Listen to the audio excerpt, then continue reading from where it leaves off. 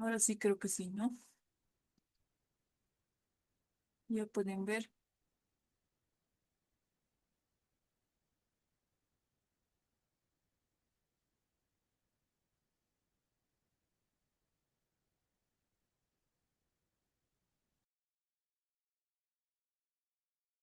Muy bien.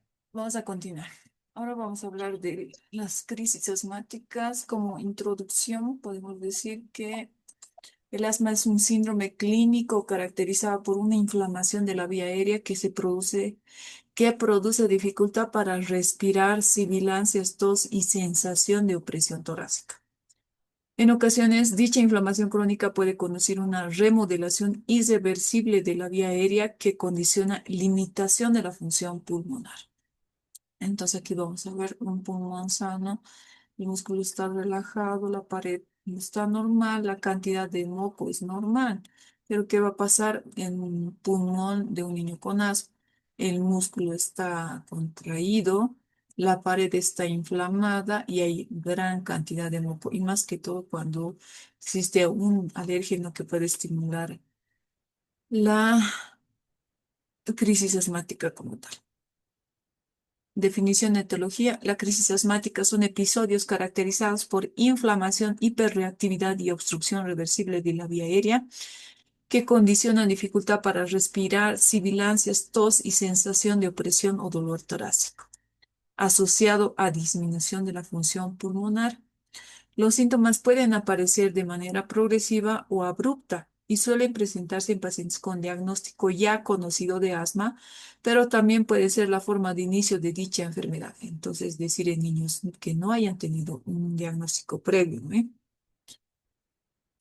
Factores desencadenantes, más que todo las infecciones virales, exposición a alérgenos como pólenes, ácaros, mascotas, contaminantes atmosféricos como los humos y todo eso. Escasa adherencia al tratamiento de mantenimiento, entre otros, identificado como factores desencadenantes, ¿no? Hay algunos niños que ya tienen prescripción médica, incluso de un neumólogo, pero no cumplen el tratamiento. Fármacos, los AINES, ácido acetilsalicílico, antibióticos, el reflujo gastroesofágico, factores hormonales y psicológicos como el estrés, emociones intensas, el ejercicio, el aire frío, la vacunación, los venenos de abejas y de avispas, sulfitos y determinados colorantes, conservantes alimentarios que contengan algún alimento pueden condicionar esta enfermedad. Importante la valoración inicial en el triángulo de evaluación pediátrico, como en primer paso la valoración del estado fisiológico del paciente es importante. En la práctica clínica, los niños con crisis asmática presentan generalmente un lado del TEP alterado, es decir, más que todo la respiración, ¿ve? Entonces, que pueden tener trabajo respiratorio aumentado con retracción, tiraje, aleteo, ruidos anormales, sibilancias, estridor, disfonías, ¿no? Alterado a expensas del componente respiratorio con dificultad respiratoria, afectación de la apariencia, es decir, cuando la apariencia, el tono, la reactividad, la consolabilidad, el llanto, el lenguaje, digamos, ya está grave, ¿no? Afectación de la circulación ya, un fallo cardiorrespiratorio, porque por ahí está cianótico o el niño, ¿no? Entonces, es menos frecuente e indica mayor gravedad. Sí, los niveles de gravedad para un niño con crisis asmática. O sea, mientras más comprometido esté el cuadro, va a haber mayor alteración de los tres lados del triángulo de evaluación pediátrica. Diagnóstico del IPA, índice predictivo de asma, eso se puede aplicar, ¿no? Criterios mayores, diagnóstico médico de asma en alguno de los padres. Esto habría que investigar, ¿no? Preguntarle a, a la madre, ¿no? Alguien en su familia tiene asma, tal vez la madre es asmático o el padre, ¿no? ¿Quién sabe? Diagnóstico médico de eczema atópico. Hay niños que tienen reacciones más que todo en la cara, eso no el eczema atópico. Sensibilización a algún alérgeno. Así es que cuando huele las flores y de repente empieza a tener esa tos y todo eso. Esos son los criterios mayores. En relación a los criterios menores, sibilancias no relacionadas con catarros. Eosinofilia en sangre periférica mayor a 4, es lo que haga laboratorialmente, ¿no? Presencia de rinitis alérgica diagnosticada por un médico a los 2 a 3 años. Alergia a la leche, huevo o frutos secos. Se considera positivo al menos un criterio mayor y dos menores. O sea, basta que tenga uno del mayor y otro de dos de menores, ya estamos sospechando asma. Estimación de la gravedad. El pulmonar score, la puntuación oscila de entre 0 a 9, entonces esto igual hay que aplicar la saturación de oxígeno, ¿no? De 0 a 9 tabla de 1, dice, ¿no? En función de la puntuación, cada paciente es clasificado en uno de los siguientes niveles. Leve, el pulmonar score menor de 3, dice.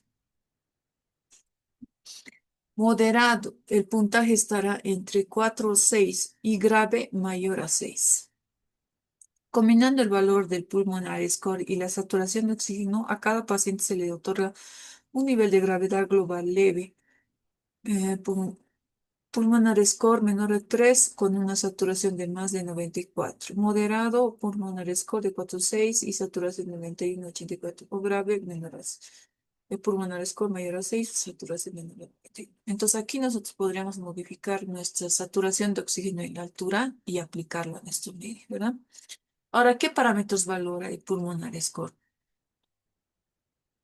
Uno, la frecuencia respiratoria. Esto, pero depende de la edad del paciente, porque ya habíamos visto que la edad del paciente a menor edad, mayor frecuencia respiratoria. Entonces, por eso es importante considerar este aspecto.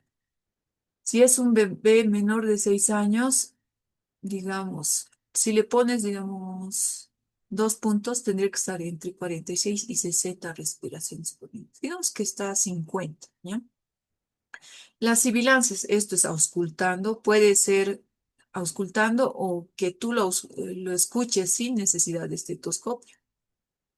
Por ejemplo, en este caso, mira, inspiración y expiración y sin estetoscopio, dicen. ¿No? Ahí ya le pones 3 puntos. Digamos. Aquí tenías 2 y ahora aquí tienes 3, 2, 5. Uso de músculos accesorios, ya esto cuando la dificultad respiratoria realmente es muy evidente, tal vez será entre leve, moderado, más. Digamos, le colocamos moderado, digamos.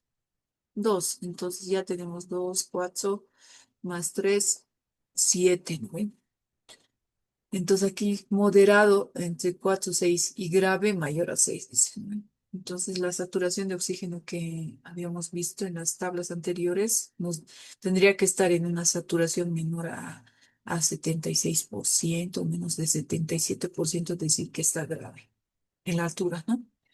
Hay que buscar factores de riesgo de crisis asmática, como por ejemplo antecedentes de crisis graves o con rápido empeoramiento, ingreso a terapia intensiva.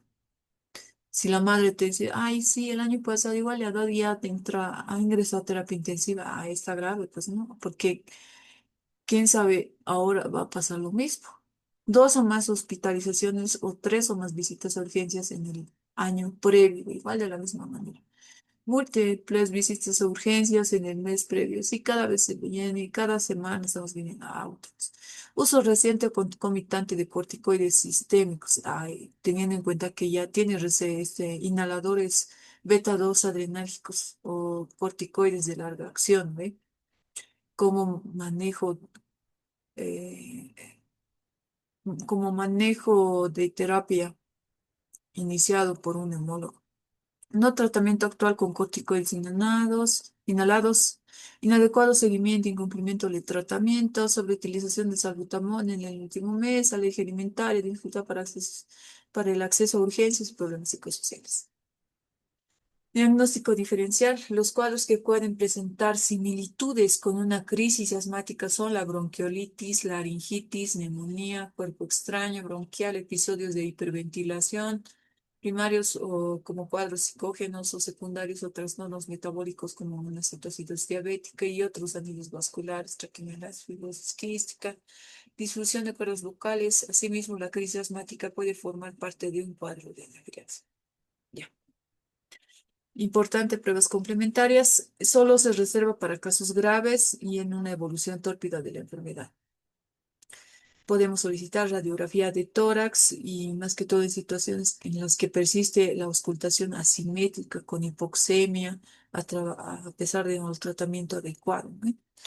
Determinación de gasometría y más aún cuando el niño está grave, entonces hay que hacer gasometría para valorar el estado de ventilación y oxigenación y se recomienda en casos graves o con deterioro progresivo a pesar de hacer tratamientos de rescate con salbutamol y adrenalina y corticoides inhalados. No hay buena respuesta, entonces hay que hacer gasometría.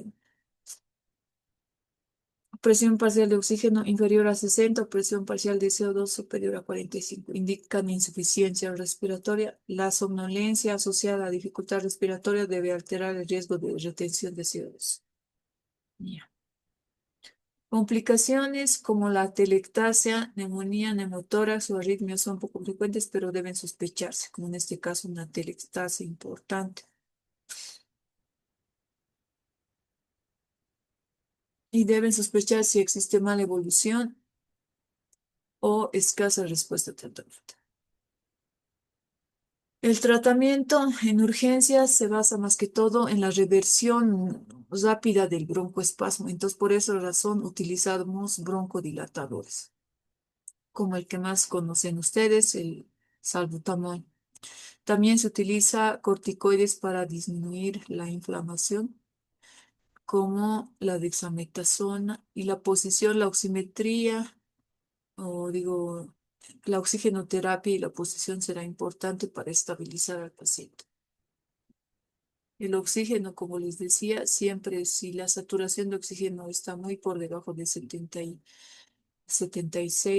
tendremos que considerar una hipoxemia severa y administrar oxígeno a alto flujo, ya sabemos por máscara facial con reservorio a más de 6 litros por minuto. Y también depende si es moderada, tal vez cánula nasal también, ¿no? Importante. Y también si es que existen gran cantidad de mocos y flemas, sería bueno aspirar. Los beta 2 adrenérgicos como el salbutamol es el medicamento de primera línea que se administra a los pocos, que tiene un efecto broncodilatador a los pocos segundos y máximo a los 30 minutos, con una vena media de 2 a 4 horas. Por eso está indicado cada 4 horas el salbutamol. Después, como en este caso, lo más aconsejable es utilizar una cámara espaciadora para que el niño respire esto, ¿no? También puedes hacer manejo con salbutamol nebulizado con oxígeno a alto flujo de 6 a 8 litros para obtener partículas pequeñas que alcancen el árbol bronquial. De la dosis 0,15 miligramos por kilogramo, mínimo 2,5 miligramos, máximo 5 miligramos, o utilizando dosis estandarizada, es decir, 2,5 miligramos para niños menos de 20 kilos y 5 miligramos para niños de más de 20 kilos.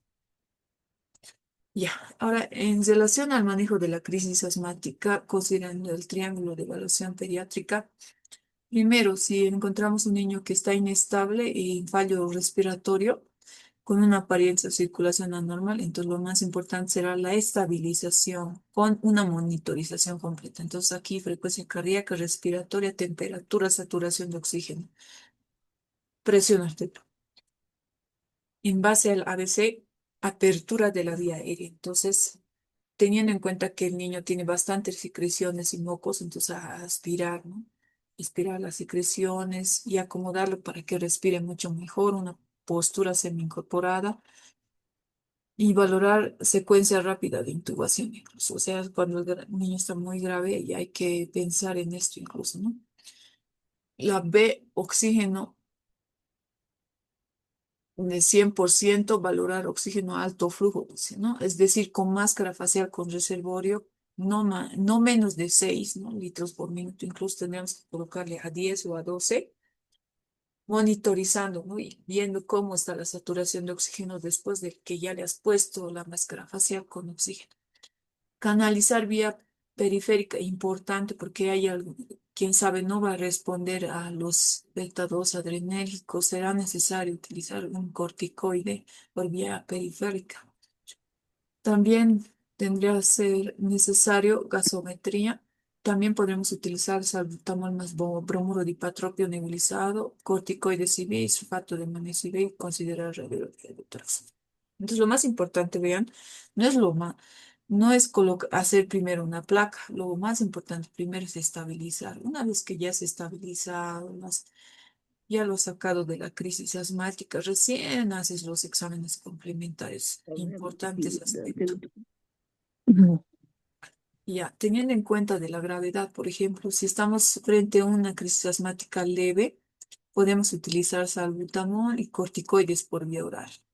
En caso de que sea leve, tendrá una saturación de 82%, digamos, ¿no? No sea grave, y podemos estabilizarlo hasta que por lo menos llegue a una saturación de 85% en altura, y de esa manera podríamos enviarlo a su casa.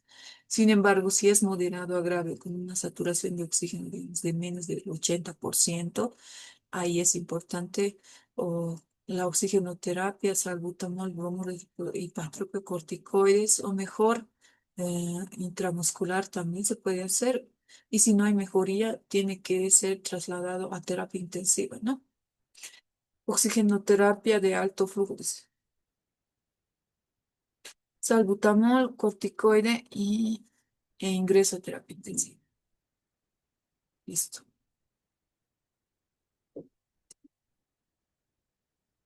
Bien, con esto ya hemos terminado la última sesión. Voy a finalizar, que grave, y en 10 minutos nos vemos para las preguntas.